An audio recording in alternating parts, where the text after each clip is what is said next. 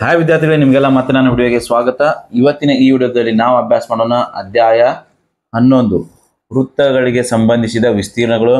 ಅದರಲ್ಲಿನ ಅಭ್ಯಾಸ 11.1.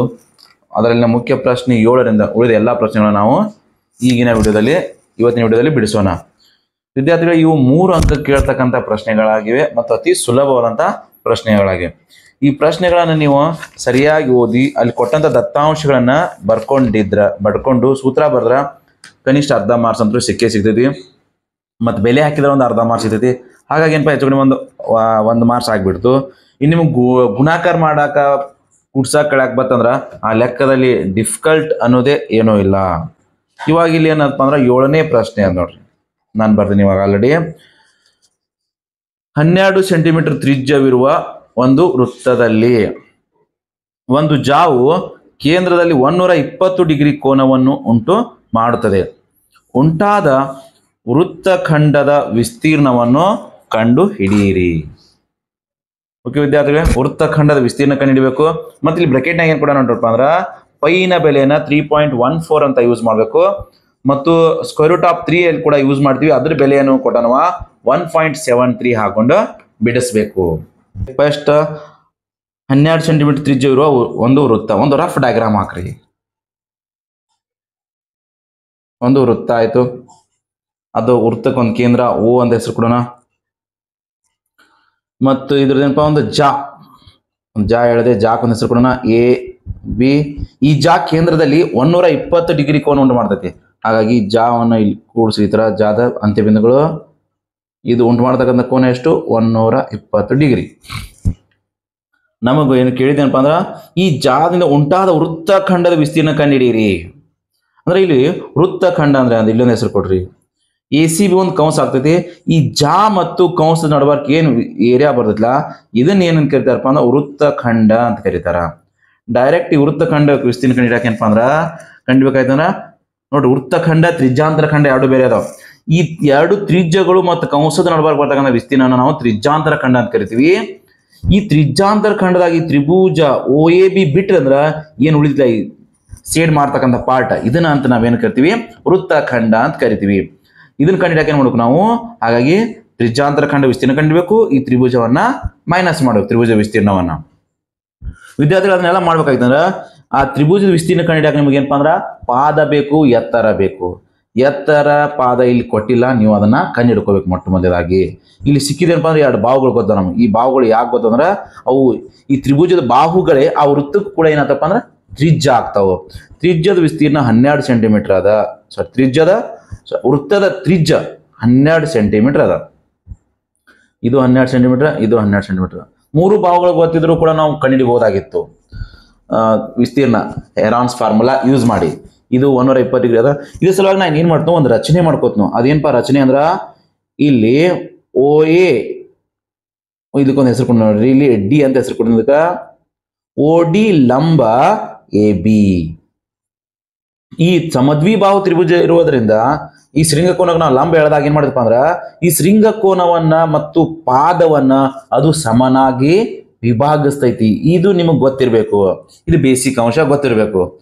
ಹಾಗಾಗಿ ಈ AD ಮತ್ತು BD ಎರಡು ಸಮ ಇರ್ತಾವು. ಮತ್ತ ಈ O ಕೋನ ಏನು 120 ಇದ್ಲ, ಈ ಭಾಗ 60 ಆಗ್ತೈತಿ ಮತ್ತು ಈಚೆ ಕಡೆ ಭಾಗ 60 ಆಗ್ತೈತಿ. ಇನ್ನು ಇಷ್ಟು ಸಿಕ್ತು, ಇದು 90 ಡಿಗ್ರಿ ಕೋನ ಇರ್ತೈತಿ. ನೀವು ತ್ರಿಕೋನ ಮಿತಿಯನ್ನು ಬಳಸ್ಕೊಂಡ್ಕಿಂದ ಏನ್ ಮಾಡ್ಬೇಕಪ್ಪ ಅಂದ್ರ ಇದ AD ಯ ಬೆಲೆ ಕಂಡಿಡ್ಕೋಬೇಕು, ಆಮೇಲೆ OD ಯ ಬೆಲೆಯನ್ನ ಕಂಡಿಡ್ಕೋಬೇಕು. ಆಮೇಲೆ ನಿಮಗೆ ಬೇಕಾಗಿದ್ದು ಸುಲಭವಾಗಿ ಸಿಕ್ಬಿಡ್ತೈತಿ. ಓಕೆ ವಿದ್ಯಾರ್ಥಿಗಳೇ, ನಾನು ಇಲ್ಲಿವರೆಗೆ ನಿಮ್ಗೆ ಏನು ಎಕ್ಸ್ಪ್ಲೇನ್ ಮಾಡ್ತೀನಿ ಇವಾಗ ಹಂತ ಹಂತವಾ ಮತ್ತೊಮ್ಮೆ ಬಿಡಿಸ್ತಾನೆ. ಇವಾಗ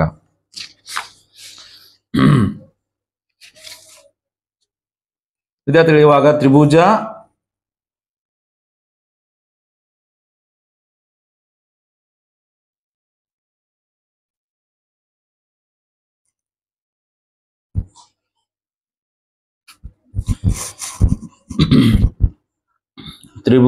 OAB ಯಲ್ಲಿ OA = OB. ಹಾಗಾದ್ರೆ ಇದೇನಪ್ಪ ಅಂದ್ರೆ ಒಂದು ಸಮದ್ವಿಬಾಹು ತ್ರಿಭುಜ ಆಯ್ತು. ಇವಾಗ ಏನ್ ಮಾಡೋಣ, ಒಂದು ರಚನೆ ಮಾಡ್ಕೊಳ್ಳೋಣ. ಏನಪ್ಪ ರಚನೆ ಅಂದ್ರ OC ಲಂಬ ಓ ಸಿ ಅಲ್ಲ, ಓ ಡಿ. ಓ ಡಿ ಇಲ್ಲಿ ನೋಡ್ರಿ, ಡಿ ಓ ಡಿ ಲಂಬ ಎ ಬಿ ಎಳೆಯಿರಿ. ಇದು ಸಮದ್ವಿಭಾವ ತ್ರಿಭುಜ ಇರೋದ್ರಿಂದ ಏನಾಯ್ತಪ್ಪ ಅಂದ್ರ ಈ ಓ ಡಿ ಏನಾಗ್ತೈತಪ್ಪ ಅಂದ್ರ ಓಕ ಕೋನಾರ್ಧಕ ಆಗ್ತೈತಿ, ಮತ್ತು ಇದು ಎ ಬಿ ಅನ್ನ ಅರ್ಧಿಸ್ತೈತಿ. ದೇರ್ ಫೋರ್ ಇದು ಏನಾಗ್ಬಿಡ್ತೈತಪ್ಪ, ಹಾಗಾಗಿ ಕೋನ A O D is equal to ಕೋನ ಡಿ ಓ ಬಿ ಎರಡು ಏನಾಗ್ತಾವಪ್ಪ ಅಂದ್ರ 120 ಅರ್ಧ ಆಗ್ಬಿಡ್ತಾವ, ಅಂದ್ರೆ 60 ಆತಾವ. ಮತ್ತು ಎ ಡಿ ಡಿ ಬಿ ಎರಡು ಸಮ ಇರ್ತಾವ. ಯಾವ್ದ್ರಪ್ಪ ಅಂದ್ರ ಇದು ಕಾರಣ ಇದು ಗೊತ್ತಿರ್ಬೇಕು ನಿಮಗೆ. ಇದು ಸಮದ್ವಿಭಾವ ತ್ರಿಭುಜ ಮಾತ್ರ, ಸಮದ್ವಿಭಾವ ಮತ್ತು ಸಂಭಾವ ತ್ರಿಭುಜ ಮಾತ್ರ ಈ ರೀತಿ ಆಗ್ತೈತಿ. ಇನ್ನ ತ್ರಿಭುಜ ಇಲ್ಲಿ ನಾ ತ್ರಿಕೋನಮಿತಿ ಉಪಯೋಗಿಸ್ಕೊಂಡು ಇದ್ರ ಬೆಲೆ ಕಂಡು ಹಿಡ್ಕೋದು ನಾನು, ಎ ಡಿ ಬೆಲೆ ಮತ್ತು ಓ ಡಿ ಬೆಲೆ. ಇನ್ನು ತ್ರಿಭುಜ O D C O D ಎನಲ್ಲಿ ಓ ಡಿ ಎ ಯಲ್ಲಿ ಕೋನ ಡಿ 90 ಡಿಗ್ರಿ ಮತ್ತು ಕೋನ D O A 60 degree. Therefore ತ್ರಿಕೋನಮಿತಿ ನಾವು ಬೇಕಾಗಿರೋದು ಅಭಿಮುಖ ಬಾಹು ಬೇಕಾಗೈತಿ ಮತ್ತು ಪಾರ್ಶ್ವ ಬಾಹುನೂ ಬೇಕಾಗೈತಿ. ಮತ್ತು ಇದರ ನಂತರ ಕೊಟ್ಟ ನಮಗೆ. ಇನ್ನು sine 60 degree is equal to ಅಭಿಮುಖ ಬಾಹು ಯಾವುದಪ್ಪ ಅಂದ್ರೆ ಎ ಡಿ ಆಯಿತು, ಮತ್ತು ಇದು A O upon A O ವಿಕರ್ಣ ಇದು √3/2. ಇದು ಎ ಡಿ ಬೆಲೆ ನಮಗೆ ಗೊತ್ತಿಲ್ಲ, ಎ ಡಿ ಹಾಗೇ ಇಡ್ರಿ. ಇದು ಓ ಡಿ, ಇದು ಓ ಡಿ ಎ ಓನೇ ಇದು ವಿಕರ್ಣ. ಇಲ್ಲಿ ನಮಗೆ ವಿಕರ್ಣದ ಬೆಲೆ ಎಷ್ಟಪ್ಪ ಅಂದ್ರೆ 12 ಐತಿ. ದೇರ್ಫೋರ್ ವಿದ್ಯಾರ್ಥಿಗಳು A D is equal direct ಸಿಗ್ಬಿಡ್ತು ನೋಡ್ರಿ. A D is equal to ಈ 12 ಭಾಗಾಕಾರದ ಕಡೆ ಗುಣಾಕಾರ ಆಯ್ತು ನೋಡ್ರಿ. ಈ ಆಲ್ರೆಡಿ ಅಲ್ಲಿ ಏನಪ್ಪ √3/2 ಹಾಗೆ ಬರೀರಿ, ಗುಂಡ್ಲೆ 12 2 1 2 6. ದೇರ್ಫೋರ್ ಎ ಡಿನ ಬೆಲೆ ಸಿಕ್ಬಿಡ್ತು 6√3. ನಾನು ಆಲ್ರೆಡಿ ಏನು ಹೇಳಿ ನೋಡ್ರಿ, ಎ ಡಿ ಡಿ ಬಿ ಎರಡು ಸಮ ಅಂತ ಹೇಳಿನಿ. ಹಾಗಾಗಿ ಡಿ ಬಿ ಕೂಡ ಬೆಲೆ ಎಷ್ಟು ಬಿಡ್ತಪ್ಪ, A D is equal to D B is equal to 6√3. ಇನ್ನು ಇವೆರಡು ಸಮ ಇದೆ ನೋಡ್ರಿ, ಎ ಡಿ ಡಿ ಬಿ ಎರಡು ಸಮ ಆದ್ರೆ A B is equal to ಏನಾಗ್ತೈತಿ, ಇವೆರಡರ ಸಮ A B is equal to A D plus D B. ಅದು ಎ ಡಿ 6√3, ಡಿ ಬಿನೂ 6√3 ಅಂದ್ರೆ ಏಟಾಗ್ಬಿಡ್ತಪ್ಪ ಅಂದ್ರೆ 6 + 6 12 12√3. ಇದು ನಮ್ದು ಎ ಬಿ ಬೆಲೆ ಸಿಕ್ತು.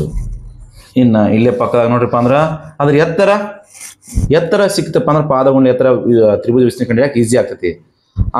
ಈ ಎತ್ತರ ಕಂಡಿಡಿಸೋಳಾಗ ನಾನು ಏನು ಯೂಸ್ ಮಾಡಪ್ಪ, ಪಾರ್ಶ್ವಬಾಹು ಬಾಗ್ಲೇ ವಿಕರ್ಣ ಅಂದ್ರೆ ಕಾಸ್ ಬರ್ತದೆ, ಕಾಸ್ 60 ಡಿಗ್ರಿ ಯೂಸ್ ಮಾಡ್ತಾನು. ಕಾಸ್ 60 ಡಿಗ್ರಿ ಯಾವ ತ್ರಿಭುಜ, ಅದ್ರಾಗೆ ತ್ರಿಭುಜ ಓ ಡಿ ಎ ಎಲ್ಲಿ ಓ ಡಿ ಎದಾಗೆ ಕಾಸ್ 60 ಡಿಗ್ರಿ. ಕಾಸ್ 60 ಏನಪ್ಪ ಅಂದ್ರೆ ಪಾರ್ಶ್ವಬಾಹು ಓ ಡಿ, ಇದು ಪಾರ್ಶ್ವಬಾಹು ಓ ಡಿ, ವಿಕರ್ಣ ಓ ಎ. ಕಾಸ್ 60 ಡಿಗ್ರಿ ಬೆಲೆ ಅದಪ್ಪ 1/2. ಓ ಡಿ ಬೆಲೆ ಅದ ಗೊತ್ತಿಲ್ಲ, ಅದೇ ಕಂಡಿಬೇಕಾಯ್ತು. ಓ ಡಿ ವಿಕರ್ಣದ ಬೆಲೆ 12 ಅದ. ಈ ಭಾಗಾಕಾರ ಇದು ಕಡೆ ಒಯ್ದ್ಬಿಡ್ರಿ. Therefore O D is equal to ಬರ್ಕೊಂಡಾಗ 12 ಭಾಗಾಕಾರ 12 1 12 ಗುಣಾಕಾರ ಆಗ್ಬಿಡ್ತು, 12/2 2 1 2 6 12. ದೇರ್ಫೋರ್ ವಿದ್ಯಾರ್ಥಿಗಳೇ O D is equal to 6 centimetre ಬಂದ್ಬಿಡ್ತು. ಇನ್ನು ನಮಗೆ ಬೇಕಾಗಿರೋದೇನಪ್ಪ ಅಂದ್ರೆ ಇದು ಇನ್ನು ಬರೆದ್ಬಿಡ್ತು ನೋಡಿ ಸೂತ್ರ. ಅದರ ಸಲುವಾಗಿ ವೃತ್ತಖಂಡ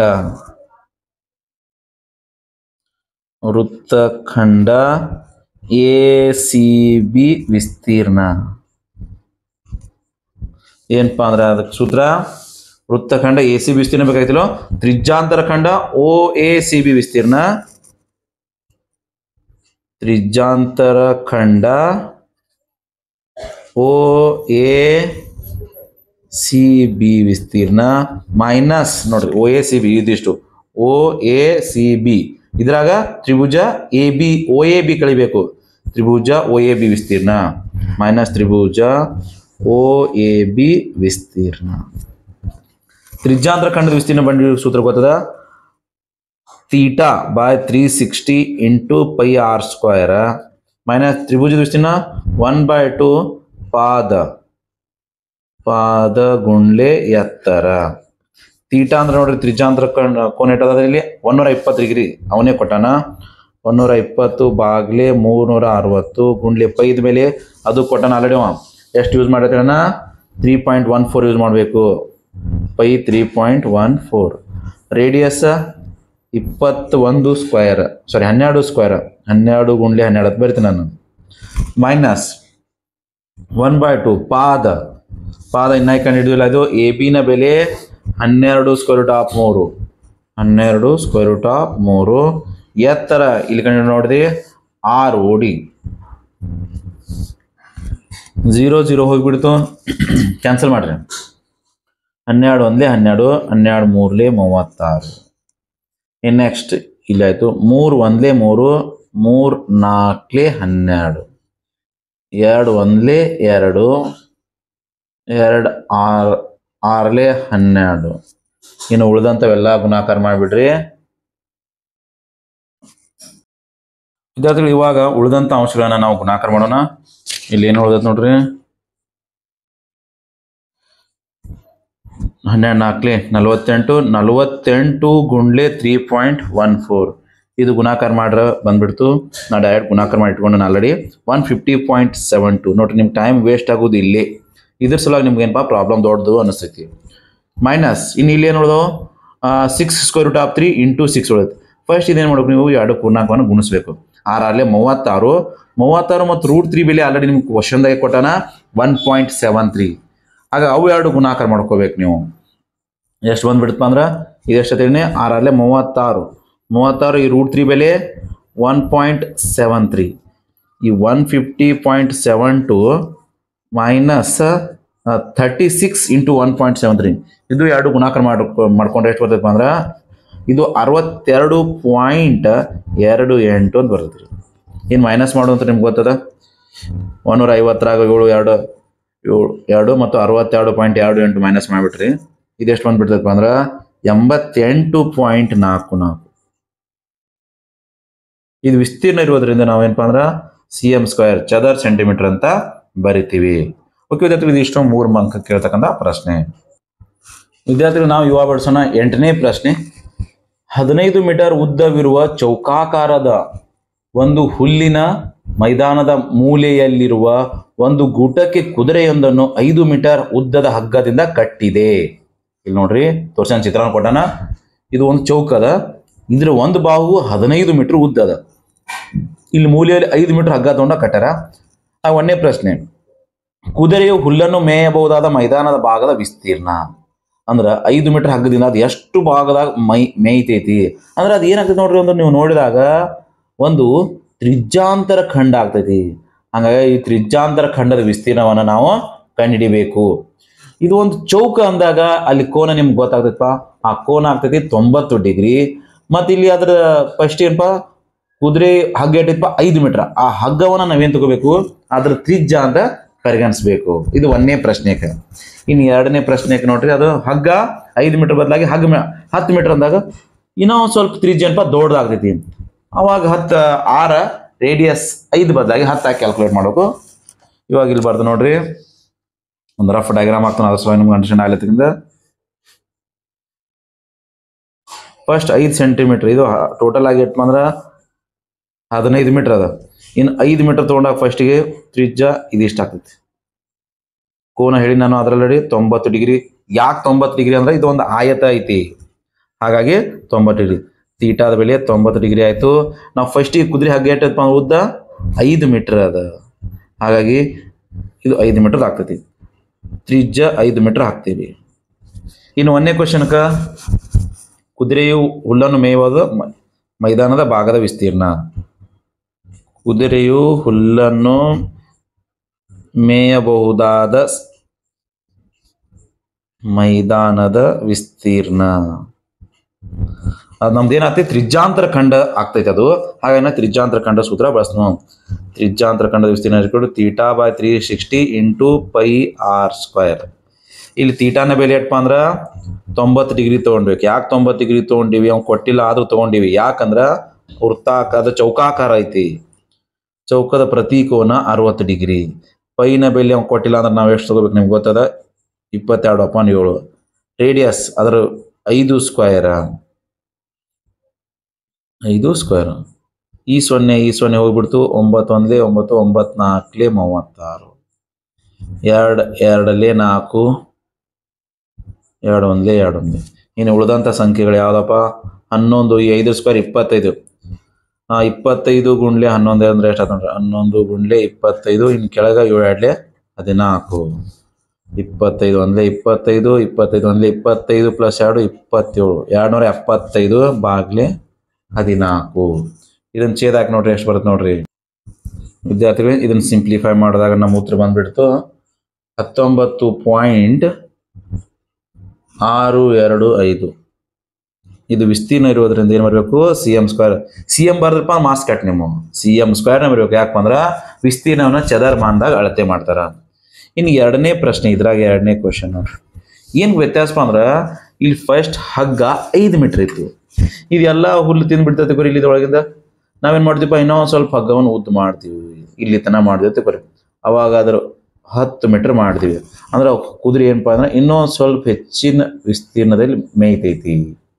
ಅಂದ್ರೆ ಇವಾಗ ಏನಾಯ್ತಪ್ಪ ಎರಡನೇ ಪ್ರಶ್ನೆಕ ಕೋನ್ ಅಂದ್ರು ಅದೇ 90 ಡಿಗ್ರಿನೇ. ಮತ್ತು ತ್ರಿಜ್ಯ ರೇಡಿಯಸ್ ಅದನ್ನ ಏನು ಕರಿತೀವಲ್ಲ ಅದು ಏನಾಯ್ತಪ್ಪ ಅಂದ್ರೆ ಇವಾಗ 10 ಮೀಟರ್ ಆಗಿಬಿಡ್ತು ಎರಡನೇ ಪ್ರಶ್ನೆ ಒಳಗೆ. ಇವಾಗ ಮತ್ತೆ ಇವಾಗ ಕುದುರೆ ಏನಪ್ಪ ಹುಲ್ಲನ್ನು ಮೇಯಬಹುದಾದ ವಿಸ್ತೀರ್ಣ θ/360 × πr² ಬೆಲೆ ಹಾಕ್ತೀವಿ. ಇನ್ನು ತೀಟಾ ಬೆಲೆ ಎಷ್ಟಪ್ಪ ಅಂದ್ರೆ 90 ಡಿಗ್ರಿ. 360 ಗುಂಡ್ಲೆ 22/7.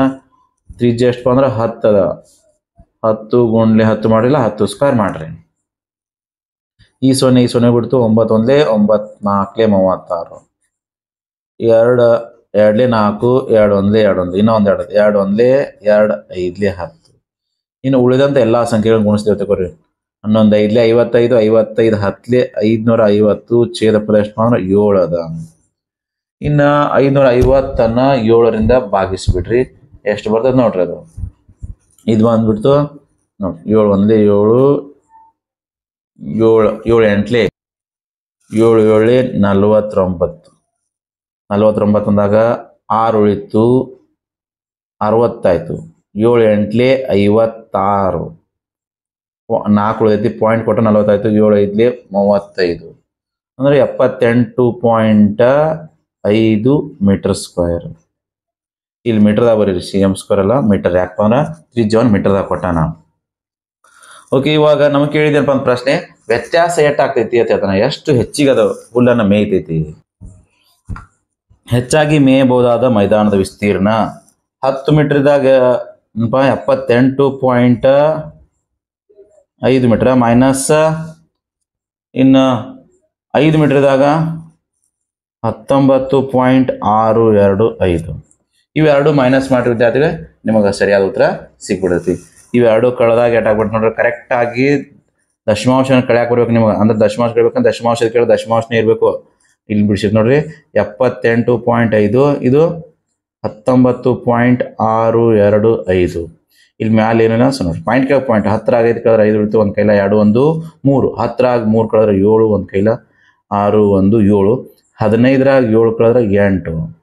ಇನ್ನೊಂದು ಕೈಲ 9 1 10. 18 10 ಕಳೆದ್ರೆ 8. ಒಂದು ಕೈಲ 7 2 ಕಳೆದ್ರೆ 5. ಒಂದು ಎಷ್ಟು ಬರ್ತವ 58 ನೋಡ್ರಿ. ಈ ಥರ ದಶಮಾಂಶವನ್ನು ಕರೆಕ್ಟಾಗಿ ಕಳೆಯಕ್ಕೆ ಬರಬೇಕು.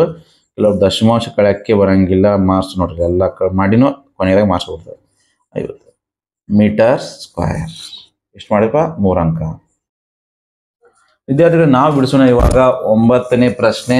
ಕ್ವಶನ್ ಬರ್ದನು ನೋಡ್ರಿ. 9ನೇ ಪ್ರಶ್ನೆ ಏನಪ್ಪ, 35 ಮಿಲಿಮೀಟರ್ ವ್ಯಾಸವಿರುವ ವೃತ್ತಾಕಾರದ ಪದಕವನ್ನು ಬೆಳ್ಳಿಯ ತಂತಿಯಿಂದ ಮಾಡಿದೆ. ಬೆಳ್ಳಿಯ ತಂತಿಯ 5 ವ್ಯಾಸಗಳನ್ನು ಉಪಯೋಗಿಸಿ ವೃತ್ತವನ್ನು ಸಮನಾದ 10 ತ್ರಿಜ್ಯಾಂತರ ಖಂಡಗಳಾಗಿ ಚಿತ್ರ 11.9 ತೋರಿಸಿದಂತೆ ವಿಭಾಗಿಸಿದೆ. ಬೇಕಾಗುವ ಬೆಳ್ಳಿಯ ತಂತಿ ಉದ್ದ. ಮತ್ತೆ ಎರಡನೇ ಪ್ರಶ್ನೆ, ಪದಕದಲ್ಲಿ ಪ್ರತಿ ತ್ರಿಜ್ಯಾಂತರ ಖಂಡದ ವಿಸ್ತೀರ್ಣವನ್ನು ಕಂಡುಹಿಡಿಯಿರಿ. ನಿಮಗೆ ತ್ರಿಜ್ಯ ನೋಡ್ರಿ ಈ ತರ ಐತೆ ಡಯಾಗ್ರಾಮ್ ಅದರದ್ದು. ಕರೆಕ್ಟಾಗಿ ಈ ಥರ ಏನ್ರಪ್ಪ ಈ ಥರ ಪದಕ ಐತಿ. ಇದ್ರಾಗ ಎಷ್ಟು ಅದಾವತ್ತಪ್ಪ ಅಂದ್ರೆ ವ್ಯಾಸ 5 ವ್ಯಾಸಗಳದಾವ. 1 2 ಇದ್ರ 5 ವ್ಯಾಸಗಳನ್ನು ಮಾಡ್ಯಾನವ. ಹಾಗಾದ್ರೆ ಈ ಥರ ಮಾಡಾಕ ಎಷ್ಟು ತಂತಿ ಬೇಕಾಗೋ ಒಂದೇದು. ಮತ್ತೆ ಪ್ರತಿಯೊಂದು ತ್ರಿಜ್ಯಾಂತರ ಖಂಡದ ವಿಸ್ತೀರ್ಣ ಏನು ಅಂತ ಕೇಳ್ತಾನಪ್ಪ. ಸುಲಭವಾದಂಥ ಪ್ರಶ್ನೆ ಇದು ವಿದ್ಯಾರ್ಥಿಗಳೇ. ಹಾಗಾದ್ರೆ ಇದನ್ನ ಕಂಡಿಡಿಯಾಕ ನಮ್ಗೆ ಏನ್ ಬೇಕಪ್ಪ? ತ್ರಿಜ್ಯಾಂತರ ಖಂಡದ ಕೋನ ಬೇಕು, ಮತ್ತ ಇದ್ರದ ತ್ರಿಜ್ಯ ಬೇಕು. ತ್ರಿಜ್ಯ ಅಂದ್ರೆ ವ್ಯಾಸ ಕೊಟ್ಟನಪ್ಪ, ವ್ಯಾಸದ ಅರ್ಧ ಏನಿರ್ತೈತಿ? ತ್ರಿಜ್ಯ ಇರ್ತೈತಿ. ಇವಾಗ ಒಂದು ರಫ್ ಡಯಾಗ್ರಾಮ್ ಮತ್ತೊಮ್ಮೆ ಇದ್ರ ವ್ಯಾಸ ಏಟಪ್ಪ ಅಂದ್ರ 35 ಮಿಲಿಮೀಟರ್ ಅದ. ಎ ಬಿ ತೊಗೊಂಡೆ, ಇದನ್ನ 30 ಕೊಡ್ರಿ. ಇವಾಗ ಕೊಟ್ಟಿದ್ದನ್ನ ನಾವು ಬರೀಕೊಳ್ಳೋಣ. ಪರಿಹಾರ ಏನಪ್ಪ ಅಂದ್ರ ಡಯಾಮೀಟರ್ ಕೊಟ್ಟ ನಾವು 35 ಮಿಲಿಮೀಟರ್. ಅವಾಗ ರೇಡಿಯಸ್ ಇದ್ರ ಅರ್ಧ ಇರ್ತೈತಪ್ಪ. ತ್ರಿಜ್ಯ ವ್ಯಾಸದ ಅರ್ಧ ಏನಿರ್ತೈತಿ? ತ್ರಿಜ್ಯ ಇರ್ತೈತಿ. ಹಾಗಾಗಿ 35/2 ಅಂತ ಬರ್ಕೊಂಡೆ. ಮತ್ ನಮಗಿಲ್ಲಿ ನೋಡ್ರಪ್ಪ ಎಷ್ಟು ಅದಪ್ಪ ಅಂದ್ರೆ ತ್ರಿಜ್ಯ ಅಂತ 5 ಅದಾವ. ಈ ಥರ 2 ಅದು 3 ಅದು 4 5 ಈ ಥರ ಏನಪ್ಪ ಅಂದ್ರೆ 5 ವ್ಯಾಸಗಳದಾವ. ಈ ಪ್ರತಿಯೊಂದು ಏನಿರ್ತಾವಪ್ಪ ಅಂದ್ರೆ ತ್ರಿಜ್ಯಾಂತರ ಖಂಡಗಳು ಸಮ ಇರ್ತಾವ. ಈ ತೀಟಾ ಕಂಡುಕೋಬೇಕು ನಾವು. ಅಂದ್ರೆ ಇಲ್ಲಿ ಎಷ್ಟು ಭಾಗ ಆತಪ್ಪ ಅಂದ್ರೆ ತ್ರಿಜ್ಯಾಂತರ ಖಂಡ 1 2 3 4 5 6 7 8 9 10 ಆಗ್ತಾವ. ಅಂದ್ರ ಈ ತರ ಒಂದು ಪೂರ್ಣ ಕೋನ ಎಷ್ಟು ಡಿಗ್ರಿ ಆಗ್ತೈತಪ್ಪ? 360 ಡಿಗ್ರಿ ಆಗಿರ್ತೈತಿ.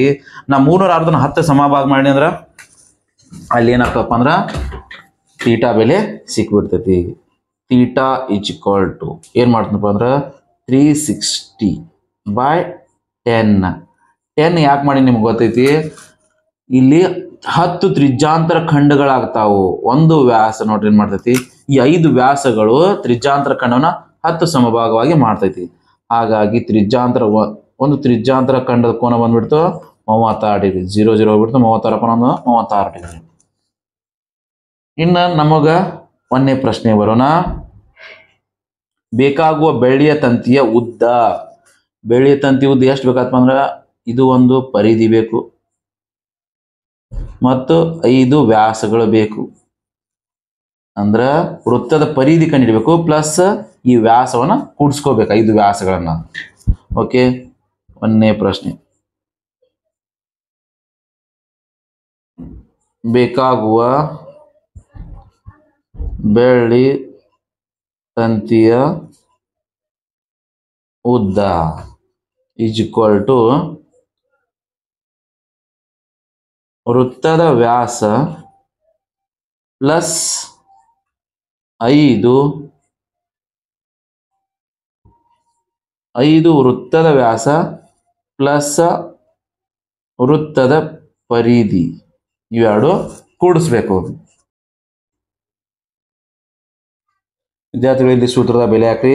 5 ಗುಂಡ್ಲೆ ವೃತ್ತದ ವ್ಯಾಸ, ಅದರ ಅರ್ಥ 5 ಮತ್ತು ಒಂದು ವೃತ್ತದ ವ್ಯಾಸ. ಒಂದು ವೃತ್ತದ ವ್ಯಾಸ ಎಷ್ಟು ಕೊಟ್ಟಪ್ಪ? ಅವನೇ ಕೊಟ್ಟಾನ 35 ಮಿಲಿಮೀಟರ್. 35 ಬರ್ದೆ. ಪ್ಲಸ್ ನೆಕ್ಸ್ಟ್ ಎರಡನೇದಪ್ಪ ಅಂದ್ರೆ ವೃತ್ತದ ಪರಿಧಿ ಸೂತ್ರ ಐತಿ 2πr. ಇಲ್ಲಿ 5 3 15 ಒಂದು ಕೈಲ, ಸಾರಿ 5 5 5 25 2 ಕೈಲ, 5 3 15 15 ಪ್ಲಸ್ 2 ಆಯ್ತು 17. ಇನ್ನು 2 5 ಬೆಲೆ 22/7. ಇಲ್ಲಿ ರೇಡಿಯಸ್ ವೃತ್ತ ತ್ರಿಜ್ಯ ಎಷ್ಟಪ್ಪ ನಮ್ಗೆ ಗೊತ್ತೈತಿ? ವ್ಯಾಸ 35 ಇದ್ದಾಗ ಅದರ ಅರ್ಧ ತ್ರಿಜ್ಯ ಇರ್ತೈತಿ. 2 1 ಹೋಗ್ಬಿಡ್ತು. 7 1 7 5 35. ಇನ್ನು ಉಳಿದೇನಪ್ಪ 175 ಪ್ಲಸ್ 22 ಗುಂಡ್ಲೆ 5 ಅಂದ್ರೆ 110. ಇವೆರಡು ಕೂಡಿಸಿದ್ರ 285 ಮಿಲಿಮೀಟರ್. ನೋಡ್ರಿ, ಇದನ್ನ ಮಿಲಿಮೀಟರ್ ಸ್ಕ್ವೇರ್ ಸೆಂಟಿಮೀಟರ್ ಸ್ಕ್ವೇರ್ ಅಂತ ಮಾಡಂಗಿಲ್ಲ. ಯಾಕಪ್ಪ ಅಂದ್ರ ಇದು ಏನೈತಿ? ನಮ್ದು ಉದ್ದ ಐತಿ. ತಂತಿಯ ಉದ್ದ ಇಷ್ಟ ಆಗ್ಬಿಡ್ತು. ಇದು ಒಂದನೇ ಪ್ರಶ್ನೆ ಮುಗಿತ್ಪ. ಇನ್ನು ಎರಡನೇ ಪ್ರಶ್ನೆ ನಿಮ್ಮ ಅದ್ರಾಗ ಏನ್ ಕೇಳಾರ? ಇಲ್ಲಿ ನೋಡಪ್ಪ ಎರಡನೇ ಕ್ವಶನ್. ಪದಕದಲ್ಲಿನ ಪ್ರತಿ ತ್ರಿಜ್ಯಾಂತರ ಖಂಡದ ವಿಸ್ತೀರ್ಣ ಕಂಡಿಡೀರಿ. ಓಕೆ, ಪ್ರತಿ ತ್ರಿಜ್ಯಾಂತರ ಖಂಡದ ವಿಸ್ತೀರ್ಣ ತ್ರಿಜ್ಯಾಂತರ ಖಂಡದ ವಿಸ್ತೀರ್ಣ ಕಂಡುಹಿಡಿಯೋ ಸೂತ್ರ ಐತಿ ತೀಟಾ ಬೈ 360 ಇಲ್ಲಿ ಪೈ ಆರ್ ಸ್ಕ್ವೇರ್. ತೀಟಾ ಅಂದ್ರೆ ನಾವು ಆಲ್ರೆಡಿ ಕಂಡುಹಿಡಿದೀವಿ. ಏನಪ್ಪಾ ಅಂದ್ರೆ ಒಂದು ವೃತ್ತ 360 ಡಿಗ್ರಿನ 10 ಸಮಭಾಗ ಮಾಡ 36 ಆಗ್ತೈತಿ. ಹಾಗಾದ್ರೆ ಒಂದು ತ್ರಿಜ್ಯಾಂತರ ಖಂಡಕ 36. ಪೈದ ವೇಳೆ 22/7 ಇಲ್ಲಿ ಆರ್ ಸ್ಕ್ವೇರ್ ಒಂದು 35/2 ಗುಂಡ್ಲೆ 35/2 ಆರ್ ಸ್ಕ್ವೇರ್ ಐತಿ 2 ಸಲ ಬರುತ್ತೆ. ಹಾಗಾಗಿ ಛೇದ ಹಾಕ್ರಿ 36 ಒಂದ್ಲೇ 36 ಒಂದೇ 36 ಮುಂದಿನ 0. ಇನ್ನು 5 2 10 5 7 35 2 ಒಂದ್ಲೇ 2 2 ಒಂದ್ಲೇ 2 ಒಂದ್ಲೇ ಈ ಕಡೆ ಎಲ್ಲ ಪೂರಾ ಹೋಗ್ಬಿಡ್ತು. ಇನ್ನು ಮತ್ತೆ ಎಲ್ಲಿ ಕ್ಯಾನ್ಸಲ್ ಆಯ್ತು ನೋಡ್ರಿ 7 ಒಂದ್ಲೇ 7 ಒಂದ್ಲೇ ಅದು ಹೋಗ್ಬಿಡ್ತು.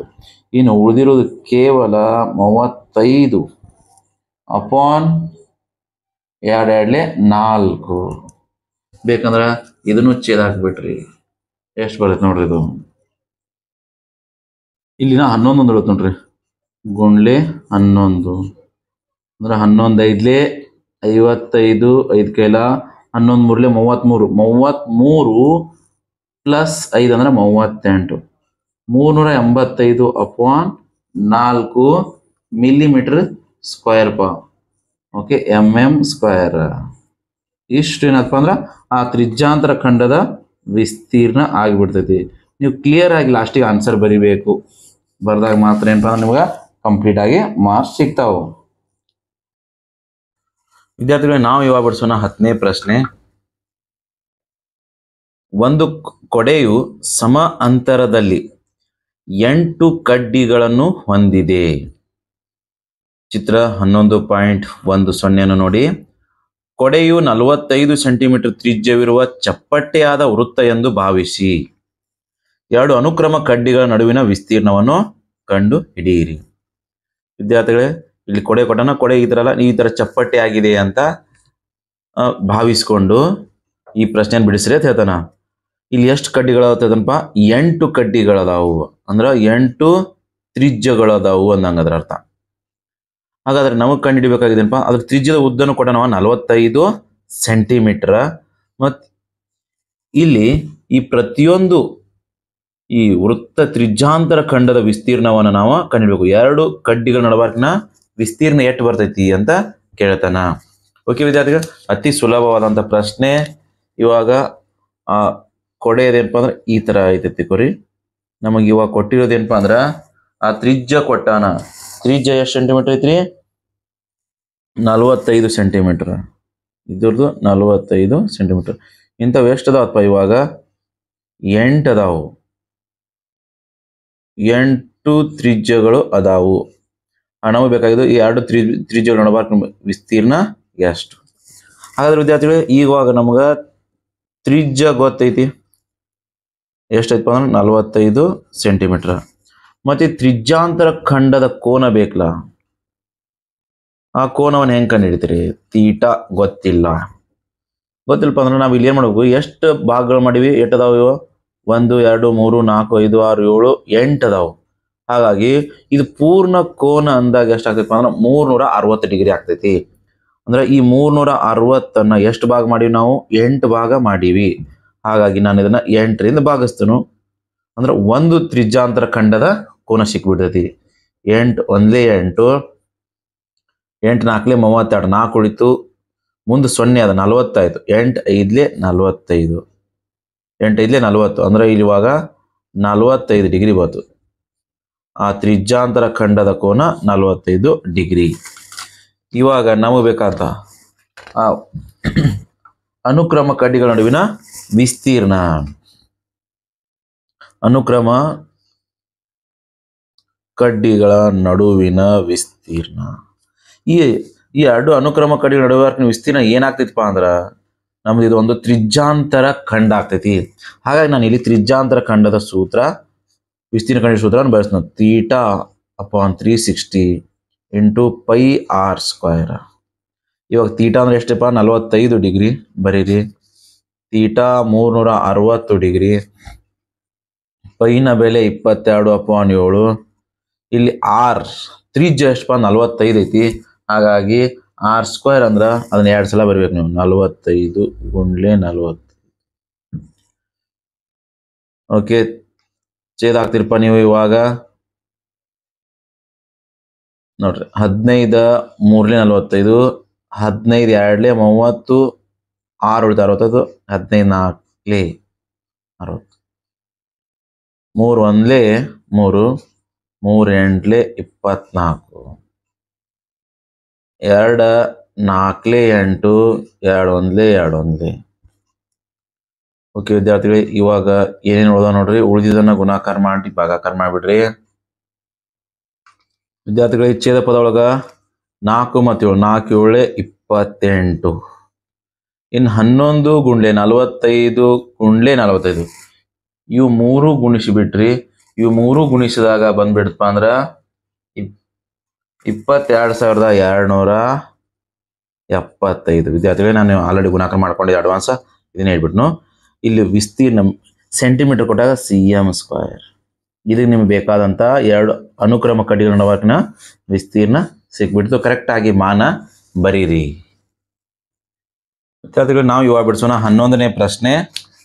ಒಂದು ಕಾರಿಗೆ ಒಂದರ ಮೇಲೊಂದು ಅತಿಕ್ರಮಿಸದಂತಿರುವ 2 ಗಾಜೊರೆಸುವ ಉಪಕರಣಗಳಿವೆ. ಪ್ರತಿಯೊಂದು ಗಾಜೊರೆಸುವ ಉಪಕರಣವು 25 ಸೆಂಟಿಮೀಟರ್ ಉದ್ದದ ಬ್ಲೇಡ್ ಅನ್ನು ಹೊಂದಿದ್ದು ಇದು 115 ಡಿಗ್ರಿ ಕೋನದಲ್ಲಿ ಒರೆಸುತ್ತದೆ. ಬ್ಲೇಡ್ಗಳು ಒಂದು ಬಾರಿ ಜಾರಿದಾಗ ಸ್ವಚ್ಛಗೊಳಿಸುವ ಭಾಗದ ವಿಸ್ತೀರ್ಣವನ್ನು ಕಂಡು ಹಿಡಿಯಿರಿ. ಓಕೆ ವಿದ್ಯಾರ್ಥಿಗಳೇ, ಮಳೆ ಬಂದಾಗ ನೀವು ನೋಡಿರ್ಬೋದು, ವೈಫರ್ಸ್ ಅಂತ ನಾವು ಕರಿತೀವಿ. ಅವು ಗಾಡಿಗಳಿಗಿರ್ತಾವೆ, ಗ್ಲಾಸ್ದ ಒಂದು ಬಲಬದಿ ಎಡಬದಿ 2 ಕಡೆನೂ ಇರ್ತಾವೆ. ಹಾಗಾಗಿ ಇಲ್ಲಿ ಪ್ರಶ್ನೆ ನೋಡಿದಾಗ ಯಾವ ಥರ ಇರ್ತೈತಪ್ಪ ಅಂದ್ರೆ, ಅದು ಒಂದು ಕಾರಿನ ಮೇಲ್ಭಾಗ ಅಂದ್ರೆ ಒಂದು ಸರ್ಕಲ್ ತೊಗೊಂಡಿರ್ತೀವಿ. ಅದು ಯಾವ ಥರ ಒರೆಸತ್ಪ ಅಂದ್ರೆ ಈ ಥರ ಆಗ್ಬಿಡ್ತಪ್ಪ. ಇಲ್ಲಿ ವೈಫರ್ ಇರ್ತಕೋರಿ, ಇಷ್ಟು ಒರೆಸ್ತವ. ಅಂದ್ರೆ ಇಲ್ಲಿ ಏನು ಕೊಟ್ಟಾನ ಇವಾಗ, ಈ ಗಾಜರ್ಸ್ ಉಪಕರಣದ ಉದ್ದ ಕೊಟ್ಟಾನ. ಇದನ್ನ ನಾವೇನು ತಗೋಬೇಕಪ್ಪ ಅಂದ್ರೆ ತ್ರಿಜ್ಯ ಅಂತ ತಗೋಬೇಕು. ಅದ್ರ ಉದ್ದ 6, ಅದರ 25 ಸೆಂಟಿಮೀಟರ್. ಇನ್ನ ಆ ಬ್ಲೇಡ್ ಎಷ್ಟು ಡಿಗ್ರಿ ಕೋನ ಉಂಟು ಮಾಡ್ತೈತಪ್ಪ ಅಂದ್ರ ಅದನ್ನು ಕೊಡೋಣ. ಅದು 115 ಡಿಗ್ರಿ ಥೀಟಾ, 115 ಡಿಗ್ರಿವರೆಗೆ ಒರೆಸ್ತೈತೆ ಅತ್ತಪ್ಪ. ಅದು 115 ಡಿಗ್ರಿ ಆಯ್ತು. ಇನ್ನು ಆ ಬ್ಲೇಡ್ಗಳು ಒಂದು ಬಾರಿ ಹಿಂಗೆ ಹೋಗಿ ಬರ್ತಂದ್ರ ಎಷ್ಟು ವಿಸ್ತೀರ್ಣ ಜಾಗವನ್ನು ಅದು ಒರೆಸ್ತೈತಿ ಅಂತ ಕೇಳ್ತಾನ. 2 ಅದಾವು, 2 ಜಾಗ ಕಂಡುಹಿಡಿಬೇಕು ನಾವು. ಓಕೆ ವಿದ್ಯಾರ್ಥಿಗಳೇ, ಇವಾಗ ಕೋನ ಸಿಕ್ತು. ನಮಗೆ ಕಂಡುಹಿಡಬೇಕಾಗಿತ್ತು ತ್ರಿಜ್ಯಾಂತರ ಖಂಡದ ವಿಸ್ತೀರ್ಣ ನಾನು ಕಂಡುಹಿಡಿಬೇಕು. Theta upon 360 degree into pi r². Question ಅರ್ಥ ಮಾಡ್ಕೋರಿ, ಬಹಳಷ್ಟು ಸುಲಭವಾದಂಥ ಪ್ರಶ್ನೆ ಐತಿದು. ಈ ಥರ ವೈಫರ್ಸ್ ಹಿಂಗೆ ಮಾಡ್ತಿರ್ತಾವೆ, ನೋಡಿರ್ಬೋದು ನೀವು. ಅದು 115 ಡಿಗ್ರಿ. ಕೋನ 115 ಡಿಗ್ರಿ. ಇದು ಬಾಗ್ಲೆ 360, ಪೈ ಬೆಲೆ 22/7. ರೇಡಿಯಸ್ ಅದ್ರ ತ್ರಿಜ್ಯ ಎಷ್ಟು? 25 ಗುಂಡ್ಲೆ 25, r² ಐತಿ. ಹಾಗಾಗಿ 2 ಸಲ ಬರ್ಬಿಟ್ರಿ. ಇನ್ನು ಛೇದ ಎಲ್ಲಿ ಹೋಗ್ತೈತಿ, ಛೇದ ಹಾಕ್ಬಿಡ್ರಿ. 5 2 10, 1 ಉಳಿತು 15, 5 3 15. ಇಲ್ಲಿ 5 7 35, 1 ಉಳಿತು 5 2 10. ನೆಕ್ಸ್ಟ್ 2 1 2 1, ಇದು 2 3 6 7 ಐತಿ. 1 ಉಳಿತು 12 ಆಯ್ತು. 2 6 12. ಇನ್ನು ಮ್ಯಾಲೆ ಎಲ್ಲ ಬೆಸ್ಸಂಖ್ಯೆಗಳದಾವು, ಹಾಗಾಗಿ ಇದರಿಂದ ಛೇದ ಹೋಗಂಗಿಲ್ಲ. ಆಮೇಲೆ ಇಲ್ಲಿ ಕೆಳಗೇನಪ್ಪ 30 ಉಳ್ದಂತ ನೋಡ್ರಿ. 36 ಗುಂಡ್ಲೆ 7 ಉಳ್ದೈತಿ. ಮ್ಯಾಲೆ ನೋಡ್ರಿ 11 3 33, 11 3 33. ಇಲ್ಲಿ 11 2 22, 22 3 25. ಇಲ್ಲಿ 25ರ ವರ್ಗ 625. ಇವೆರಡು ಗುಣಿಸ್ಬೇಕು. ಮತ್ತು ಛೇದ ಹೋಗ್ತಿದ್ರೆ ಛೇದ ಹೊಡ್ರಿ. ಇದಂದ್ರೂ ಪೂರ್ಣವಾಗಿ ಛೇದ ಹೋಗಂಗಿಲ್ಲ. ಹಾಗಾಗಿ ವಿದ್ಯಾರ್ಥಿಗಳೇ, ಇವೆರಡು ಗುಣಾಕಾರ ಮಾಡಿಬಿಟ್ರಿ. ನಾನು ಆಲ್ರೆಡಿ ಗುಣಾಕಾರ ಮಾಡ್ಕೊಂಡನು. ಅದರ ಗುಣಲಬ್ಧ ಬಂದ್ಬಿಡ್ತೀವಿ ವಿದ್ಯಾರ್ಥಿಗಳೇ 1,58,000. 125. ಇನ್ನು 7 7 6 42, 7 3 21 ಪ್ಲಸ್ 4 25, 252 cm². ಇದು ಒಂದು ಗಾಜು ಒರೆಸುವುದು ಇಷ್ಟು ಏರಿಯಾವನ್ನು ಏನು ಮಾಡ್ತೈತಪ್ಪ ಅಂದ್ರೆ ಗಾಜು ಒರೆಸ್ತೈತಿ. ವಿಸ್ತೀರ್ಣ ಇಷ್ಟು ಬಂದ್ಬಿಡ್ತದೆ ಒಂದು ತ್ರಿಜ್ಯಾಂತರ ಕಂಡದ್ದು. ಇನ್ನು ನಮ್ಗೆ ಎಷ್ಟು ಅದಾವಪ್ಪ ಅಂದ್ರೆ 2 ಅದಾವು ವೈಪರ್ಸ್. ಎಷ್ಟು ಅದಾವಪ್ಪ ಅಂದ್ರೆ 2 ವೈಪರ್ಸ್ ಅದಾವ. ಹಾಗಾಗಿ ಆ 2 ವೈಪರ್ಸ್ನ ವಿಸ್ತೀರ್ಣ ಎಷ್ಟು ಅಂದಾಗ ದೇರ್ಫೋರ್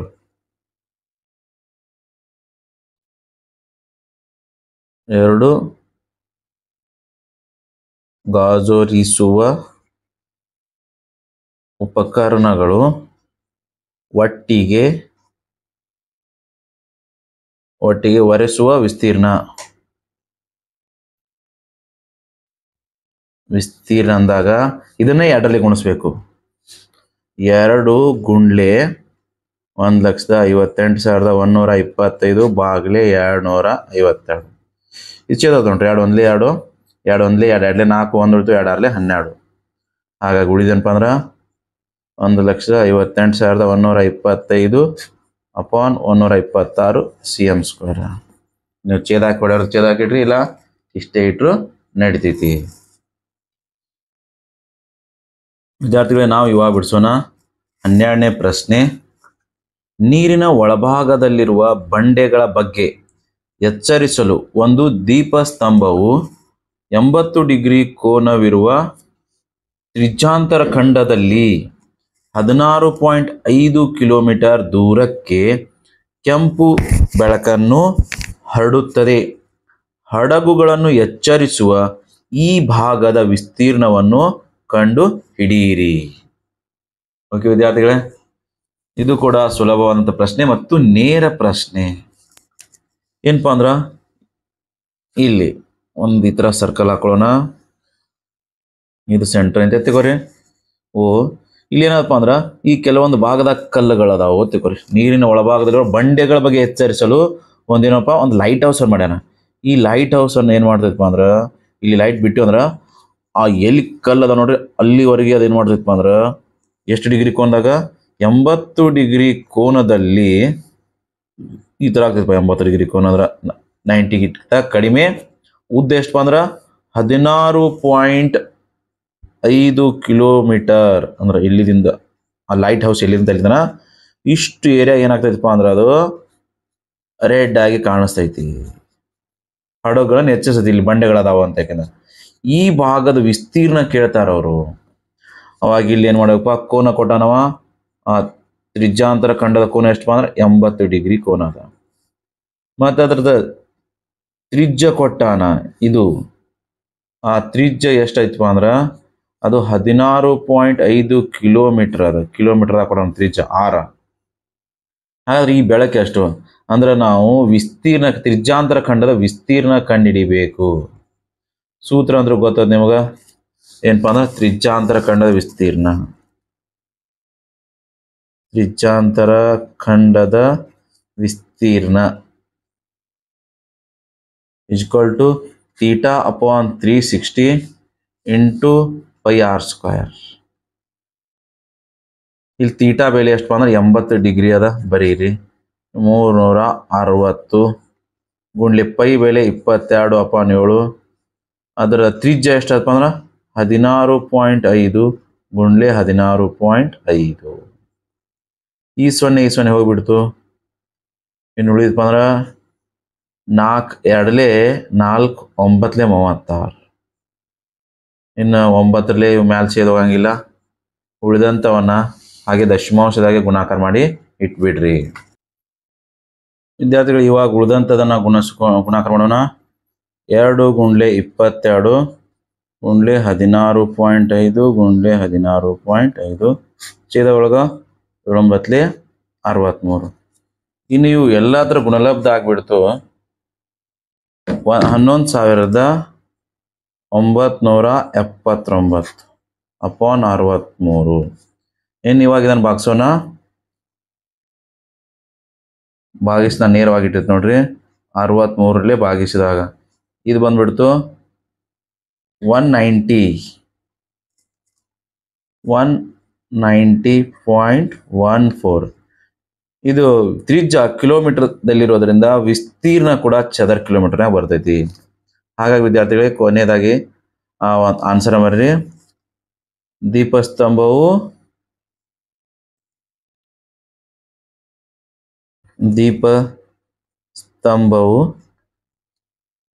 ಹಡಗುಗಳನ್ನು ಎಚ್ಚರಿಸುವ ಭಾಗದ ವಿಸ್ತೀರ್ಣ 190.14 km². ವಿದ್ಯಾರ್ಥಿಗಳೇ, ಇಲ್ಲಿ 190 ಏನಪ್ಪ ಅಂದ್ರೆ ನೀವು ಪೈನ ಬೆಲೆ 22/7 ಹಾಕಿದಾಗ ಇಲ್ಲಿ ಪೂರ್ಣ ಉತ್ತರ ಬೇರೆ ಬರುತ್ತೆ. ಈ ಪೈನ ಬೆಲೆ 3.14 ಹಾಕಿದಾಗ ಬರ್ತಕ್ಕಂಥ ಉತ್ತರ ಒಂದು ಸ್ವಲ್ಪ ದಶಮಾಂಶದಾಗ ಏನಪ್ಪ ಅಂದ್ರೆ 1 ಪಾಯಿಂಟ್ನಾಗ ಹೆಚ್ಚು ಕಡಿಮೆ ಆಗಿರ್ತೈತಿ. ಇಷ್ಟು ಮಾಡಿದ್ರಪ್ಪ ಅಂದ್ರೆ ಇದಕ್ಕೆ ನೀವು 3 ಅಂಕಗಳು. ವಿದ್ಯಾರ್ಥಿಗಳಿಗೆ ನಾವು ಇವಾಗ ಬಿಡಿಸೋಣ 13ನೇ ಪ್ರಶ್ನೆ. ಚಿತ್ರ 11.11ರಲ್ಲಿ ತೋರಿಸಿರುವಂತೆ ಒಂದು ದುಂಡು ಮೇಜಿನ ಹೊದಿಕೆಯು 6 ಸಮ ವಿನ್ಯಾಸಗಳನ್ನು ಹೊಂದಿದೆ. ಹೊದಿಕೆಯ ತ್ರಿಜ್ಯವು 20 ಸೆಂಟಿಮೀಟರ್ ಆದರೆ ಪ್ರತಿ ಚದರ ಮೀಟರ್ಗೆ ರೂಪಾಯಿ 0.35 ದರದಂತೆ ವಿನ್ಯಾಸ ಮಾಡಲು ತಗಲುವ ಖರ್ಚು ಎಷ್ಟು? ಇಲ್ಲಿ √3 ಅಂತ ಬಂದ್ರೆ ನೀವು ಅದರ ಬೆಲೆಯನ್ನ 1.7 ಎಂದು ಬಳಸಿ ಅಂತ ಹೇಳ್ತಾನ. ಓಕೆ ವಿದ್ಯಾರ್ಥಿಗಳೇ, ಇವಾಗ ನಾವು ಈ ಪ್ರಶ್ನೆಯನ್ನ ಬಿಡಿಸೋಣ. ಅದರ ಒಂದು ರಫ್ ಡಯಾಗ್ರಾಮ್ ನೋಡ್ರಿ. ಒಂದೇನಪ್ಪ ಅಂದ್ರ ಷಡ್ಭುಜಾಕೃತಿ ಐತಿ. ಫಸ್ಟ್ ಒಂದು ವೃತ್ತ ಹಾಕೋಣ ನಾವು. ಷಡ್ಭುಜಾಕೃತಿ ವಿದ್ಯಾರ್ಥಿಗಳು ಒಂದು ಷಡ್ಭುಜಾಕೃತಿ ಐತಿ. ನಮಗಿಲ್ಲಿ ವಿನ್ಯಾಸಗೊಳ್ತಕ್ಕಂಥ ಡಿಸೈನ್ ಏನಪ್ಪ ಅಂದ್ರೆ ಇಲ್ಲಿ ಐತಿ. ಇಂಥವು ಎಷ್ಟು ಡಿಸೈನ್ ಅದಾವಪ್ಪ ಅಂದ್ರೆ 6 ಅದಾವು. ನಾನು ಒಂದು ವೇಳೆ ಇವೆಲ್ಲ ಕೂಡಿಸಿದ್ದೆ ಆದ್ರೆ ಇಲ್ಲಿ ಏನಾಗ್ತಾವಪ್ಪ ಅಂದ್ರೆ 6 ಸಮಬಾಹು ತ್ರಿಭುಜಗಳಾಗ್ತಾವೆ. ಅಂದ್ರೆ ನೋಡ್ರಿ ಹೆಂಗಾಗ್ತಾವ ಅಂತ ತೋರ್ಸೋಣ. ಇವಾಗ ಎ ಬಿ ಇದನ್ನು ಓ ಅಂತ ತಗೊಳ್ಳೋಣ. ಮೊಟ್ಟ ಮೊದಲಾಗಿ ಇಲ್ಲಿ ಎಷ್ಟು ವೃತ್ತಖಂಡಗಳು? 1 2 3 4 5 6 6 ತ್ರಿಜ್ಯಾಂತರ ವೃತ್ತಖಂಡಗಳಾಗ್ತಾವೆ. ಹಾಗಾದ್ರೆ ತ್ರಿಜ್ಯಾಂತರ ಖಂಡದ ಕೋನ ಎಷ್ಟಾಗ್ತೈತಿ? ಅದನ್ನ ಇಲ್ಲಿ ಒಟ್ಟಾರೆಯಾಗಿ ಇಟ್ವಾ 360 ಡಿಗ್ರಿ ಆಗ್ತೈತಿ. ಪೂರ್ಣ ಕೋನವನ್ನು ತಗೊಂಡಾಗ ನಾವು ಈ ಥರ ಒಂದು ಕೋನದ ಬೆಲೆ ಎಷ್ಟು ಅಂದಾಗ ನಾವು ಎಷ್ಟು ಅದಾವಪ್ಪ ಭಾಗಗಳು ಅಷ್ಟು ಭಾಗಿಸ್ಬೇಕು. 6 ಅದಾವ. 6 1 6 6 6 36 ಇದು 0 60 ಡಿಗ್ರಿ ಆಗ್ಬಿಡ್ತು. ಥೀಟಾನ ಬೆಲೆ ಎಷ್ಟು ಬಂದ್ಬಿಡ್ತು? 60 ಡಿಗ್ರಿ. ವಿದ್ಯಾರ್ಥಿಗಳು ಇವಾಗ ನೋಡ್ರಿ, ಈ ಕೋನ 60 ಡಿಗ್ರಿ ಬಂತು. ಇವಾಗ ತ್ರಿಭುಜ AOB ನಲ್ಲಿ ಏನೇನು ಯಾವ ಸಮ ಇರ್ತಪ್ಪ ಅಂದ್ರೆ OB ಮತ್ತು OA ಎರಡು ಸಮ ಇರ್ತಾವು. ಯಾಕೆ ಸಮ ಇರ್ತಾವಪ್ಪ ಅಂದ್ರೆ ಇವು ಒಂದೇ ವೃತ್ತದ ತ್ರಿಜ್ಯಗಳದಾವು, ಹಾಗಾಗಿ ಸಮ ಇರ್ತಾವು. ಎರಡು ಬಾಹುಗಳು ತ್ರಿಭುಜದಾಗ ಸಮ ಇದ್ರೆ ಎರಡು ಕೋನಗಳ ಸಮ ಬರ್ತಾವು. ಅವು ಯಾವಪ್ಪ ಅಂದ್ರೆ ಈ ಸಮಬಾಹುಗಳ ಅಭಿಮುಖ ಕೋನಗಳು. ಅಂದ್ರೆ ಕೋನ B ಮತ್ತು ಕೋನ A ಸಮ ಇರ್ತಾವೆ. ಕೋನ A ಮತ್ತು ಕೋನ B ಎರಡು ಸಮ ಇರಬೇಕು. ಇಲ್ಲಿ ಈ ಕೋನ ಅಂತ ನಾವು ಥೀಟಾ ಕಂಡುಹಿಡಿದೀವಿ 60 ಡಿಗ್ರಿ. ಅಂದ್ರೆ ಇವಾಗ ಕೋನ A ಮತ್ತು B ನ ಬೆಲೆ ಎಷ್ಟು ಬರ್ತೈತಪ್ಪ ಅಂದ್ರೆ, ಈಗ ಅದನ್ನು ಬಿಟ್ಟು ಹೊರತುಪಡಿಸಿ ಕೋನ A = ಕೋನ B = 180. ಮೂರನೇ ಕೋನ ಎಷ್ಟಪ್ಪ ಅಂದ್ರೆ 60 ಐತಿ.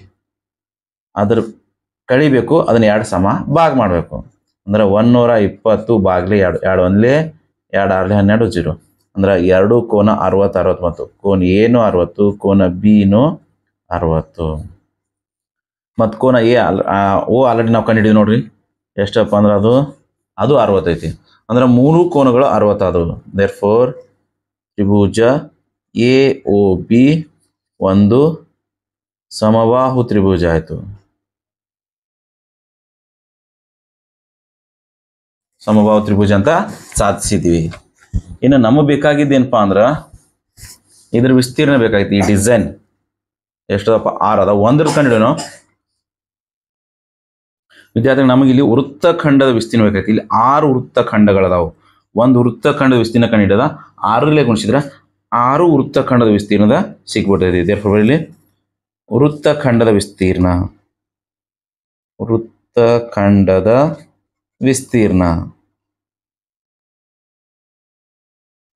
ಇಸ್ ಈಕ್ವಲ್ ಟು ಏನಪ್ಪ ಅಂದ್ರೆ ತ್ರಿಜ್ಯಾಂತರ ಖಂಡದ ವಿಸ್ತೀರ್ಣ ಮೈನಸ್ ಸಮಬಾಹು ತ್ರಿಭುಜ ಯಾವುದದ AOB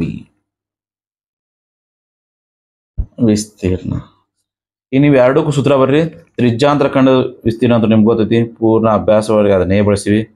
theta upon 360 into pi r² minus ಸಂಭಾವ್ಯ ತ್ರಿಭುಜದ ನಾನು 2-3 ಸಲ ಬಳಸಿನಪ್ಪ, √3/4 ಇಂಟು A² ಅಂದರೆ ಸಮಭಾವ ತ್ರಿಭುಜದ ಬಾಹುವಿನ ಉದ್ದ.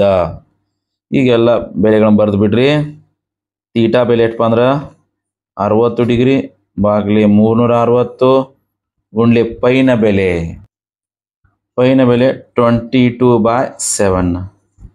ವೃತ್ತ ತ್ರಿಜ್ಯ ಎಷ್ಟಪ್ಪ ಅಂದ್ರೆ 28 ಸೆಂಟಿಮೀಟರ್ ಅದ. 28 ಗುಂಡ್ಲೆ 28 ಅಂತ ಬರೀತು. ಮೈನಸ್ √3 ಬೆಲೆ ಅವನೇ ಕೊಟ್ಟಾನ, ಎಷ್ಟು ಉಪಯೋಗಿಸ್ಬೇಕತ್ತ 1.7 ಅಂತ ಉಪಯೋಗಿಸ್ರಿ. ಅಪಾನ್ 4 ಇಲ್ಲಿ A² ಬಾಹು 28 ಗುಂಡ್ಲೆ 28 ನೋಡ್ರಿ, ಸಮಬಾಹು ತ್ರಿಭುಜದ ಆ ವೃತ್ತ ತ್ರಿಜ್ಯಗಳು ಏನಾಗ್ತವಪ್ಪ ಅಂದ್ರೆ ಬಾಹುಗಳಾಗ್ತಾವ. ಹಾಗಾಗಿ ಇದನ್ನು ಸಿಂಪ್ಲಿಫೈ ಮಾಡ್ರಿ. 0 0 ಹೋಗ್ಬಿಡ್ತು. 6 1 6 6 36, ಇನ್ನು 7 1 7 7 4 28, 2 2 2 3 6. ಇನ್ನು ಇಲ್ಲಿ ಈಚೆ ಕಡೆ 4 1 4 4 7 28. ಇನ್ನು ಉಳ್ದಂಥವೆಲ್ಲ ಅದನ್ನು ಗುಣಾಕಾರ ಮಾಡ್ಬೇಕು ನಾವು. 22 ಗುಂಡ್ಲೆ 28 ಗುಂಡ್ಲೆ 2 ಇದಿಷ್ಟು ಇಲ್ಲಿ ಉಳ್ದದ. ಇಲ್ಲಿ ಬಾಗಿಲೆ 3 ಮೈನಸ್ ಇಲ್ಲಿ ಏನು ಉಳ್ದಪ್ಪ 1.7 ಇಂಟು 28 ಇಂಟು 7 ಇಷ್ಟು ಉಳ್ದೈತಿ. ಇದನ್ನು ಸಿಂಪ್ಲಿಫೈ ಮಾಡೋಣ. ಇವಾಗ ಸಂಕ್ಷೇಪಿಸೋಣ ವಿದ್ಯಾರ್ಥಿಗಳು. ಇವಾಗ 3 ಗುಣಾಕಾರ ಮಾಡ್ರಿ. 22 ಗುಂಡ್ಲೆ 28 ಗುಂಡ್ಲೆ 2 ಇದು 1232 ಬಾಗಿಲೆ 3. ಇದು ಮೈನಸ್ 333.2 వచ్చేదాಕ್ರಿ. 3 1 3 3 4 12 3 1 3. ಮುಂದಿನ ಸಂಖ್ಯೆ ಸಣ್ಣದಿದ್ರೆ 0 ತಗೋಬೇಕು. ಸಂಖ್ಯೆ ಇಲ್ಲ ಪಾಯಿಂಟ್ 20 ಆಯ್ತು. 3 6 18 3 6 ಈ ಥರ ಕಂಟಿನ್ಯೂಸ್ ಆಗ್ತೈತೆ. ಅಂದರೆ ಇವಾಗ ಉಳಿದಿರೋದು 410.66 ಮೈನಸ್ 333.2. ಇವಾಗ ಕಳೆದು ಬಿಡ್ರಿ.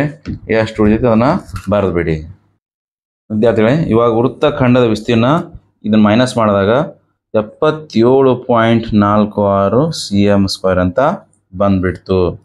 ಇದು ಒಂದು ವೃತ್ತ ಖಂಡದ ವಿಸ್ತೀರ್ಣ ಬಂದ್ಬಿಡ್ತು. ಇವಾಗ ಎಷ್ಟು ಅದಾವಪ್ಪ ಇದ್ರಾಗ? ಚಿತ್ರದಲ್ಲಿ 6 ಅದಾವ ಈ ಥರ ಡಿಸೈನ್ಸ್. ಎಷ್ಟದಾವು? 6 ಅದಾವು. ಇವು 6 ಕಂಡು ಹಿಡಿಬೇಕಾಗಿತ್ತು ಅಂದ್ರೆ ನಾವೇನು ಮಾಡಬೇಕು? 6 ಗುಣಿಸ್ಬೇಕು. 6 ವೃತ್ತ ಖಂಡಗಳ ವಿಸ್ತೀರ್ಣ 6 ಗುಂಡ್ಲೆ 77.46 ಎಲ್ಲ ಕರೆಕ್ಟಾಗಿ ಗುಣಿಸ್ರಿ ವಿದ್ಯಾರ್ಥಿಗಳೇ. ಇದ್ರ ಗುಣಲಬ್ಧ ಬಂದ್ಬಿಡ್ತು 464.76 cm².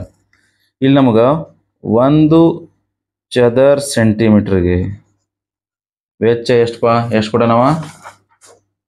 0.35 ರೂಪಾಯಿ ಐತಿ. ಹಾಗಾದ್ರೆ ನಮ್ದು ಒಟ್ಟಾರೆಯಾಗಿ therefore 464.76 cm²ಗೆ ತಗಲುವ ವೆಚ್ಚ ಅಂತೇಳಿ ಕಂಡುಹಿಡಿಬೇಕು. ಅಂದ್ರೆ ಬರಿಬೇಕು ಇವನ್ ಇವಾಗ 0.35 ಮತ್ತು ಒಟ್ಟು ವಿಸ್ತೀರ್ಣ ಎಷ್ಟಪ್ಪ ಅಂದ್ರೆ 464.76. 1 ಚದರ ಸೆಂಟಿಮೀಟರ್ಗೆ ಇಷ್ಟು ಅಂದ್ರೆ 464.75ಕ್ಕೆ ಅಷ್ಟು ಗುಂಡ್ಲೆ ಎಷ್ಟಪ್ಪ ಅಂದ್ರೆ 0.35.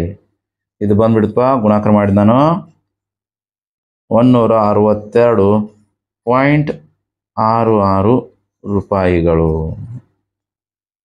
ಓಕೆ ವಿದ್ಯಾರ್ಥಿಗಳೇ, ಇದಿಷ್ಟು ಮಾಡಿದ್ರಪ್ಪ ಅಂದ್ರೆ ಈ ಪ್ರಶ್ನೆ ಮುಗೀತು. ಇದಕ್ಕೆ 3 ಅಥವಾ 4 ಅಂಕ ಕೇಳ್ತಕ್ಕಂಥ ಪ್ರಶ್ನೆ. ವಿದ್ಯಾರ್ಥಿಗಳು ನಾವು ಇವಾಗ ಬಿಡಿಸೋಣ 14ನೇ ಪ್ರಶ್ನೆ. ಭಾಳಷ್ಟು ಇಂಪಾರ್ಟೆಂಟ್. 1 ಮಾರ್ಕ್ಸಿಗೆ ಭಾಳ ಸಲ ಕೇಳ್ಯಾನ ಈ ಥರ ಪ್ರಶ್ನೆಯನ್ನು. ಈ ಕೆಳಗಿನೊಳಗೆ ಸರಿಯಾದ ಉತ್ತರಕ್ಕೆ ಗುರುತು ಹಾಕಿ. ಆರ್ ತ್ರಿಜ್ಯವಿರುವ ವೃತ್ತದಲ್ಲಿ ಪಿ ಡಿಗ್ರಿ ಕೋನವನ್ನು ಹೊಂದಿರುವ ತ್ರಿಜ್ಯಾಂತರ ಖಂಡದ ವಿಸ್ತೀರ್ಣ ಕಂಡು ಹಿಡಿಯಿರಿ. ಓಕೆ ವಿದ್ಯಾರ್ಥಿಗಳು, ಈ ಥರ ಪ್ರಶ್ನೆ ಕೊಟ್ಟಾಗ ನೋಡ್ರಿ, ತ್ರಿಜ್ಯಾಂತರ ಖಂಡದ ವಿಸ್ತೀರ್ಣ ಕೇಳೋಣವ. ತ್ರಿಜ್ಯಾಂತರ ಖಂಡದ ವಿಸ್ತೀರ್ಣ ಸೂತ್ರ ಏನಂತ ನಿಮಗೆ ಗೊತ್ತಿದ್ದು, θ/360 ಇಂಟು πr² ಅಂತ ಐತಿ. ಇಲ್ಲಿ ತೀಟಾ ಏನಪ್ಪ ಅಂತ, ಆರ್ ತ್ರಿಜ್ಯವಿರುವ ಪಿ ಡಿಗ್ರಿಗಳಲ್ಲಿ ಕೋನ ಇರುವ, ಅಂದ್ರೆ ತೀಟಾ ಬದಲಾಗಿ ಪಿ ಡಿಗ್ರಿ ಕೋನ ಬರ್ತೀರಿ 360. ಪೈ ಆರ್ಸ್ ಅಂದ್ರಪ್ಪ ಸ್ಮಾಲ್ ಆರ್ ಇದ್ರೆ ಕ್ಯಾಪಿಟಲ್ ಆರ್ ಬರ್ದಾನ, ಇಷ್ಟು ಬರ್ತೈತಿ. ನಮ್ಗೆ ಸಿಂಪ್ಲಿಫೈ ಮಾಡಿದಾಗ ಇಷ್ಟು ಯಾವ್ದು ಬರ್ತೈತೆ ನೋಡ್ರಿ, ಛೇದ್ ಹಾಕಿದಾಗ ಇದು ಬರಂಗಿಲ್ಲ, ಇದು ಅಲ್ಲ, ಇದು ಅಲ್ಲ. r² ವಿಸ್ತೀರ್ಣ ಅಂದ್ರೆ r² ಇರಬೇಕು. r² ಇದಂತ ಆಪ್ಷನ್ ಇಟ್ಟದ ನೋಡ್ರಿ, ಅದು ಇಂಪಾರ್ಟೆಂಟ್. ಬಿದಾಗ r² ಐತಿ, πr². ಇಲ್ಲಿ πr² ಇದೆ. ಆದ್ರೆ ಇಲ್ಲಿ ಏನಪ್ಪ ಅಂದ್ರೆ ಇಲ್ಲಿ 2 ಗುಂಡ್ಲೆ πr² ಅಪ್ಪ 180. ಸಿಂಪ್ಲಿಫೈ ಮಾಡ್ರೆ ಈ ಥರ ಈ ರೂಪಕ್ಕೆ ಬರಬೇಕು, ಬರಂಗಿಲ್ಲ. 2 1 2 9 ಇದು 90 ಬರ್ತೈತೆ ನೋಡ್ರಿ. ಛೇದ್ ಹಾಕಿದ್ರೆ ಏನಾಗ್ತದಪ್ಪ ಅಂದ್ರೆ ಇವಾಗ 2πr² 2 1 2 9 18 ಬರಂಗಿಲ್ಲ. ಇನ್ನು ಡಿ ಆಪ್ಷನ್ ನೋಡ್ರಿ ನಿಮ್ಮದು, p/720 ಇಂಟು 2πr² ಐತಿ. 2 1 2 2 3 6 1 ಉಳಿದು 12 ಆಯ್ತು. 2 6 12 0 ಅಂದ್ರೆ ಎಷ್ಟು ಬತ್ತು, p/360 ಇಂಟು πr² ನೋಡ್ರಿ. ಈ ಆಪ್ಷನ್ ಬಂದು ಅಂದ್ರೆ ಡಿ ನಮ್ಗೆ ಸರಿಯಾದ ಉತ್ತರ. ನೀವು ಎಲ್ಲಿ θ/360 ಹುಡ್ಕೋತ ಹೋದ್ರೆ ಇಲ್ಲಿ ನೇರವಾಗಿ ಕೊಟ್ಟಿಲ್ಲ, ಇಂಡೈರೆಕ್ಟ್ ಆಗಿ ಕೊಟ್ಟಾನ. ಇವು 2ರಿಂದ 720 ಭಾಗಿಸಿದ್ರೆ 360 ಬರ್ತೈತಿ. ಆಗ ನಮ್ಮ ಸರಿಯಾದ ಉತ್ತರ ಡಿ. ಓಕೆ ವಿದ್ಯಾರ್ಥಿಗಳೇ, ಇಷ್ಟ ಆದ್ರೆ ನಿಮಗೆ ಈ ಅಧ್ಯಾಯ ಮುಗೀತು. ಈ ವಿಡಿಯೋ ಇಷ್ಟ ಆದರೆ ಲೈಕ್ ಮಾಡಿ, ಸಬ್ಸ್ಕ್ರೈಬ್ ಆಗಿ ಮತ್ತು ನಿಮಗೆ ಗೆಳೆಯರಿಗೆ ಶೇರ್ ಮಾಡಿ. ಇನ್ನು ಮುಂದಿನ ವಿಡಿಯೋದಲ್ಲಿ ನಾನು ಮುಂದಿನ ಅಧ್ಯಾಯವನ್ನು ಬಿಡಿಸ್ತೀನಿ.